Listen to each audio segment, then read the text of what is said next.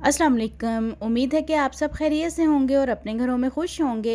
तो आज मैं आपके लिए क्रीमी मैक्रोनी सैलेड की रेसिपी लेके आई हूँ, जिसको बनाना बहुत ही आसान है। चंद इंग्रेडिएंट्स के साथ इस रेसिपी को तैयार करेंगे। तो चलें रेसिपी शुरू करते हैं। बिस्मिल्लाहिर्रहमानिर्रहीम।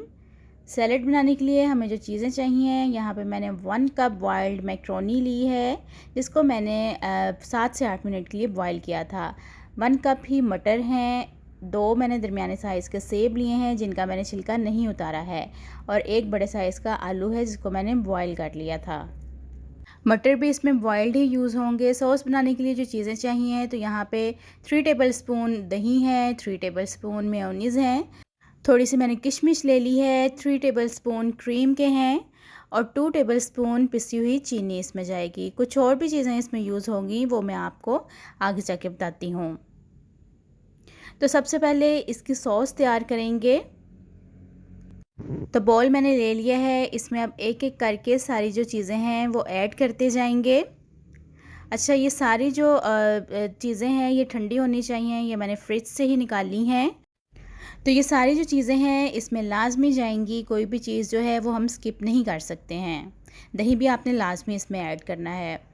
तो देखें, सारी चीज़ें मैंने बॉल में शामिल कर दी हैं। अब इसमें हाफ़ टी स्पून पिसी हुई काली मिर्च जाएगी, और हाफ़ टी स्पून ही इसमें मैं नमक का डाल रही हूँ, और इन चीज़ों को डाल के अच्छी तरह से मिक्स कर लेंगे ताकि इसमें चीनी वगैरह सही से डिज़ोल्व हो जाए।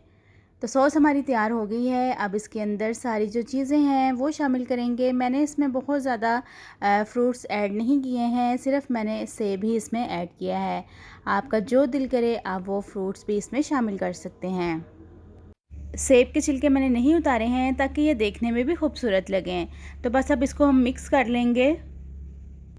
और अगर आपने अभी तक मेरे चैनल को सब्सक्राइब नहीं किया है तो मेरे चैनल को सब्सक्राइब कर दें, और बेल आइकन के बटन को लाजमी प्रेस कीजिएगा ताकि मेरी हर नई आने वाली वीडियो का नोटिफिकेशन आपको मिल सके।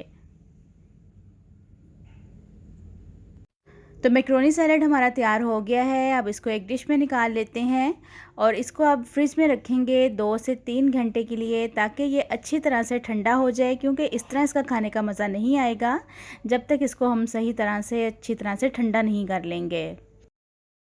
अच्छा, इसको फ्रिज में रखना है, फ्रीज़र में नहीं रखना है। फ्रीज़र में रखने से ये ख़राब हो जाएगा, पानी छोड़ देगा। थोड़ी सी इसके ऊपर मैं किशमिश ऐड कर रही हूँ, बादाम भी डाल दूँगी। आपको भी जो ड्राई फ्रूट पसंद हो वो आप इसमें शामिल कर सकते हैं। तो बहुत ही क्रीमी और टेस्टी मैक्रोनी सैलेड तैयार है। अगर रेसिपी अच्छी लगी है तो लाइक, शेयर एंड सब्सक्राइब कर दें। तो चलें, आपसे नेक्स्ट वीडियो में मुलाकात होती है। अपना बहुत सारा ख्याल रखिएगा और मुझे दुआओं में याद रखिएगा। अल्लाह हाफ़िज़।